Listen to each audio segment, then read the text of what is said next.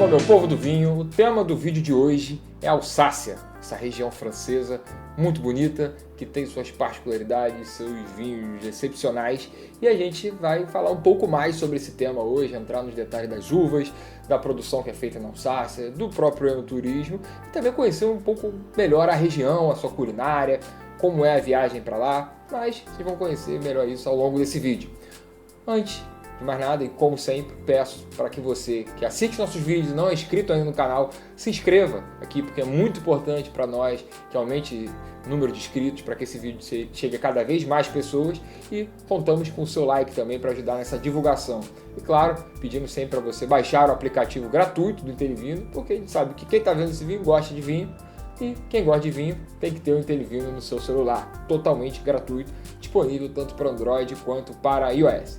E para abordar esse tema de hoje, o tema do vídeo da Alsácia, o Ronaldo, que está aqui do meu lado, ele acabou de voltar da Alsácia, tem essa inveja boa, né? Aquela questão que a gente fala, que é uma inveja de certa forma, né? Porque viajar para a Alsácia não é toda hora que a gente consegue. Então, Ronaldo, você que esteve lá agora, vamos começar... Por onde você acha que a gente pode começar? Começar da região, começar da viagem? Começar a falar um pouquinho de onde estava localizada a Alsácia, né, para que o pessoal que está aí nos assistindo consiga entender de onde nós estamos falando ali, olhando assim, pensando no mapa, né? A Alsácia fica bem ali no leste, né, da França, fronteira, na verdade, com a Alemanha, né? Nós temos ali o rio, o Rio Reno, né? Rio Reno, que divide em 3 países. O Rio Reno começa lá na Suíça, vai ali para a Alemanha e chega ali na divisa, exatamente na divisa com a França, né? O que divide, de um lado é a França, do outro lado do Reno, nós temos ali a Alemanha, né? Inclusive, Ronaldo, essa questão da influência da Alemanha é bem notada lá, né? Não, essa é uma das características mais legais que a gente falar, porque assim, quando a gente fala de região de vinho, quando a gente fala de França, a Alsácia realmente já tem algumas particularidades bem interessantes, que é exatamente por causa dessa influência alemã, né? Se a gente for ver ali ao longo da história, né? Quem gosta de história deve saber isso, até melhor do que quem gosta de vinho, né? Que aquela região ali, ela mudou mudou de lado várias vezes, né? Nós tivemos várias guerras, teve a guerra franco-prussiana, né? Que a Alsácia foi anexada à Alemanha, depois retornou para a França, depois teve a Primeira Guerra Mundial também, foi para lá, depois teve a Segunda Guerra Mundial, aí ela voltou, né? Foi a primeira região praticamente a ser invadida foi a Alsácia. Então a Alsácia ela foi alemã e foi um território francês durante várias situações ao longo da história, né? Então por isso que a região ali tem uma influência muito forte francesa, né? Até alemã. Uma influência muito forte alemã, exatamente. A minha esposa até brincou e falou assim, isso aqui é uma França de Araque, né? Porque você tem uma influência muito forte, inclusive, assim, os pratos, a culinária, a própria até arquitetura, ela é influência muito grande realmente alemã, né? E a gente vai ver aqui também que tem essa influência muito forte dentro do vinho também. Falando dos vinhos, eu acho que de dar influência alemã, um que já chama a atenção, você que está vendo o vídeo deve ter notado que essas garrafas aqui elas são mais compridas que o padrão, né? Isso tem uma explicação. Isso tem, exatamente, uma das 3 principais influências alemãs que a gente encontra nos vinhos da Alsácia, né? Então essa garrafa do tipo Flute, né, como a gente chama, é a garrafa tipicamente usada na Alemanha e que você vai encontrar na França, exatamente na Alsácia, por causa dessa influência, né? E você falou de 3, então faltam 2, né? Faltam 2. Uma outra é exatamente o fato, se a gente for observar aqui, todo vinho da Alsácia, que é uma denominação de origem importante da França, ela tem o nome da uva. Então isso daqui tem aí... Que é algo que não é comum na França. Não, na França não é comum. Na França você tem Bordeaux, Borgonha, mas você não está escrito lá Chardonnay, você está escrito lá Bordeaux, Borgonha, não é? Você tem escrito... a região. A região que lhe predomina. Na Alsácia é diferente. Você vê a uva estampada em todos os rótulos dos vinhos da Alsácia, né? Então é outra característica. E a terceira é a própria uva, que é a Riesling, né? Que é uma uva muito forte na Alsácia. E que ela é de origem, na verdade, de origem alemã. Talvez, se me corrija se estiver enganado, mas a Riesling é a principal uva da Alsácia? Olha, eu até achava isso, Igor.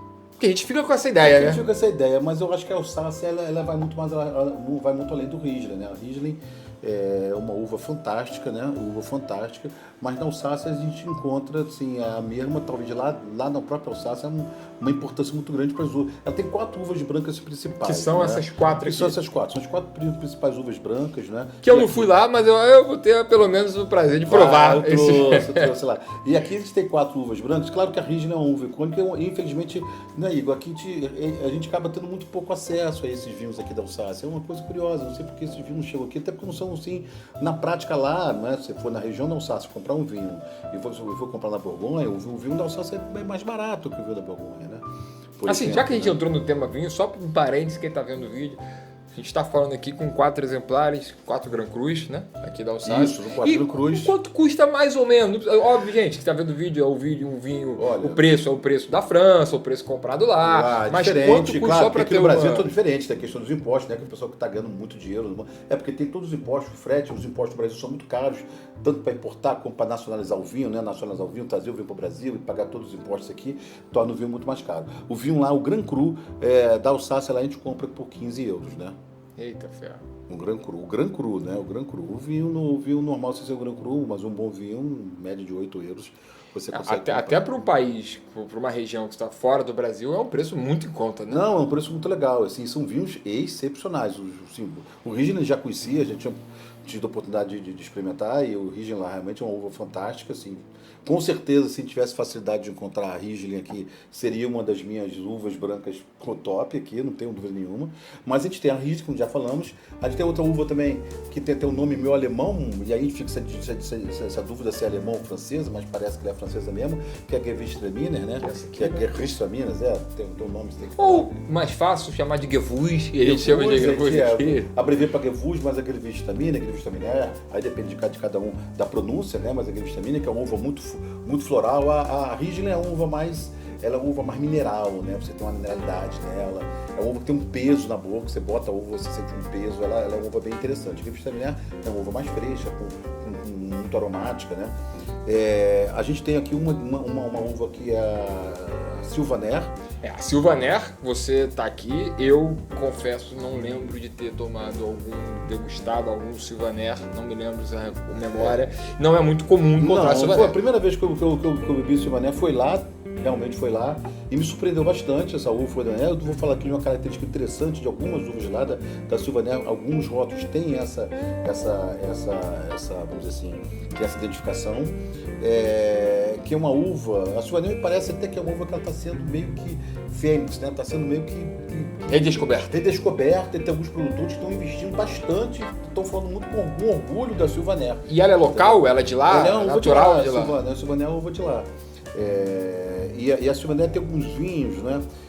Que eles quando você coloca na boca, no primeiro momento, você sente um dulçor. Então você acha até que é um vinho demi-sec, alguma coisa assim, né? Mas depois, quando você bebe o vinho, você sente que ele é um vinho seco. É uma coisa bem interessante, assim, uma experiência, uma acidez bem alta, entendeu? Mas é muito equilibrado, e esse dulçor, na verdade, que você sente, quando você bebe, você vê que é um vinho seco. E a Sylvaner tem essa característica que torna ela um vinho bem interessante. E a outra uva aqui, que realmente foi uma... Eu já tinha bebido aqui, né, Igor? Eu já tinha tomado aqui algumas vezes, mas que, assim, me conquistou muito foi a Pinot Gris. A gente toma Pinot Gris, mas raramente a gente consegue tomar Pinot Gris da Alsácia. A gente toma um Pinot Gris ali da Itália, uma coisa assim. Muito da Itália, Muito da Itália, mas o Pinot Gris da Alsácia, dessa região, realmente é um vinho bastante interessante, tá? Então, assim, são essas 4 uvas, né? Aqui são todos de Gran Cruz. Eu acho que... Fala aí. Não, eu ia perguntar que se esses vinhos também harmonizam bem, imagino que sim, né? Porque é o padrão quando a gente fala de vinho e localização e harmonização com a comida de lá, né? Com a comida de lá, sem dúvida, tá? A comida de lá, sim, se a gente for falar da comida, mais uma vez, tem uma influência ali forte alemã, não é? Então, a gente tem ali o próprio chucrute, né? Como sendo um prato típico da Alsácia. O chucrute é bom com Riesling. O chucrute Riesling é uma das harmonizações clássicas, né? Eu confesso que eu não sou muito do chucrute, não. Eu comi lá o chucrute, mas o que me salvou foi o Riesling. Mas é um prato interessante, muita gente adora o chucrute, é um prato bem elaborado, um prato típico da culinária. Bem peculiar, Bem né? peculiar da culinária, e assim, pessoalmente gosta. Eu também comi o joelho de porco, né? O famoso joelho de porco também, defumado, também é gostoso. Preferi até. E tem um outro prato, aí tem algumas coisas, tipo, tem por exemplo, uma pizza que chama lá na de tarte flambé. Ela parece, assemelha uma pizza, uma massa, parece com uma pizza, mas não tem o queijo, o molho que tem tradicional na pizza, mas é bem gostosinho também. Quase uma adaptação da pizza. É uma adaptação da pizza. E um lugar que a gente vai ver adaptação, né? A gente vai lá nos Estados Unidos, no Canadá, tem também lá uma outra massa que se assemelha a uma pizza, mas que não é bem pizza, mas são todas variações, são todos primos, né, da pizza. E geralmente lá a maioria dos vinhos são brancos mesmo, tem alguns tintos, porque assim, a gente conhece muito a Alsácia justamente pelos vinhos brancos. Pelos vinhos brancos. A Alsácia é vinho branco. A Alsácia é vinho branco. A gente também tem Pinot Noir, que é uma uva tinta autorizada para produção, né? Mas ela realmente não é tão assim, você não consegue ver tantos rótulos, não te desperta tanta atenção. Eu confesso que quando estando lá, realmente a vontade é tão grande de beber os brancos que a gente não dá muita relevância ao próprio Pinot Noir, né? Uma coisa interessante também é que na Alsácia é autorizado também a produção de Chardonnay, mas Chardonnay exclusivamente para o Cremant, que é o espumante. É o espumante lá não pode chamar de champanhe, né? Porque não está de champanhe, então leva o nome de Cremant da Alsácia. Então a Chardonnay ela pode ser produzida lá pode ser plantada, cultivada para a produção de espumante. E o espumante, normalmente, os Cremant da Alsácia são muito bons. Isso que eu ia perguntar. São excelentes. São excelentes. Infelizmente a mala não dava para trazer tudo e eu não pude trazer um Cremant, mas assim, são excelentes. Maravilha saber disso. E aí fica aquela outra dúvida que é a seguinte. Bom, falou bem da Alsácia, falou bem dos vinhos, da arquitetura, do lugar, da cultura lá. E como se eu quiser visitar, como é que eu faço? Fazer um enoturismo na Alsácia, né? Boa. O enoturismo na Alsácia é uma coisa muito legal. Eu acho que é uma região fabulosa, né? Uma região não só pelos vinhos, que claro, torna a viagem uma viagem especial, especialmente para quem gosta de vinho, mas assim, é um local também assim, muito bacana para se fazer um passeio, né? Seja o casal, seja a família. Ali a porta de entrada, assim, a capital da Alsácia, vamos dizer assim, é Estrasburgo, né? A cidade ali, que na verdade é a quarta maior cidade da França, porque até surpresa, é uma cidade até grande, que tem uma parte histórica lindíssima, a cidade de Estrasburgo, né? E você tem ali de Estrasburgo, na direção ali, descendo ali para a Suíça, descendo ali para o sul, você tem a cidade de Colmar, que é uma cidade menor que a Alsácia, que fica mais ou menos a 1 hora de Estrasburgo, né? Você pode fazer essa viagem 1 hora, você tem uma cidade que é linda, mas você tem ali por dentro umas estradazinhas pequenas que a gente chama de Rota de Vinho da Alsácia.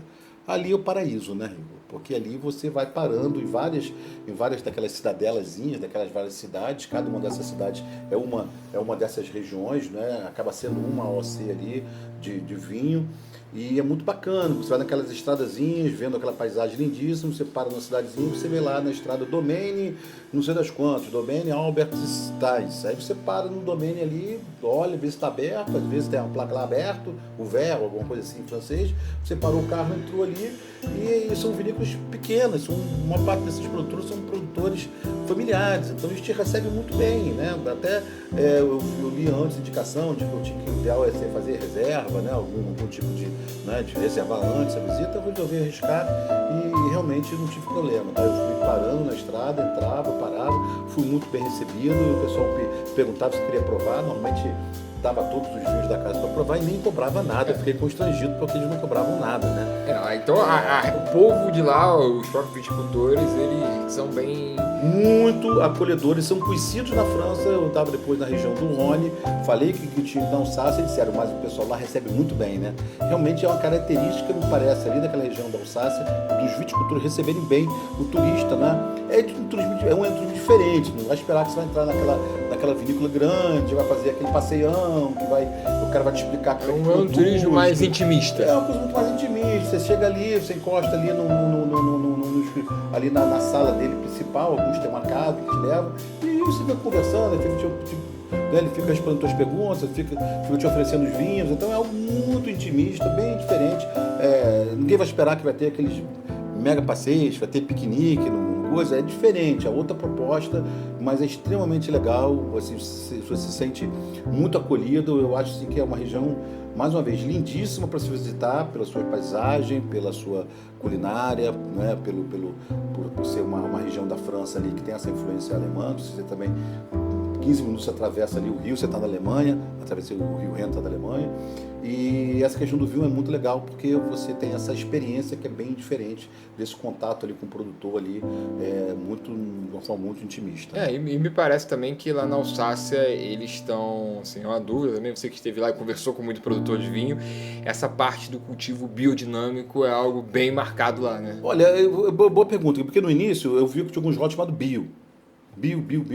Aí eu ouvi outro rótulo que não era bio, eu falei assim, mas isso aqui não é. Não, aqui praticamente todos os rótulos são biodinâmicos. É que alguns a gente bota bio só para chamar atenção, mas praticamente todos os rótulos que nós temos aqui na Alsácia são vinhos biodinâmicos. Fica essa curiosidade aí também para quem. Isso é bacana. Para quem está interessado nos vinhos da Alsácia. Mas, Ronaldo, acho que foi um bom resumo, foi um bom overview aí pela região da Alsácia. Depois vai ter que provar esses vinhos aqui também, né, para saber como é que é cada um deles, essas características, mas fica aí a dica para você que quer visitar a Alsácia, que tem curiosidade sobre a Alsácia, sobre os tipos de vinho da Alsácia, tá aí um resumo sobre essa maravilhosa região francesa. Se você assistiu até agora, depois disso tudo, por favor, deixe seu like e compartilha com aquela pessoa que talvez você queira levar uma viagem para a Alsácia. Quem sabe, com vontade é uma excelente missão, pessoal. Até a próxima, pessoal.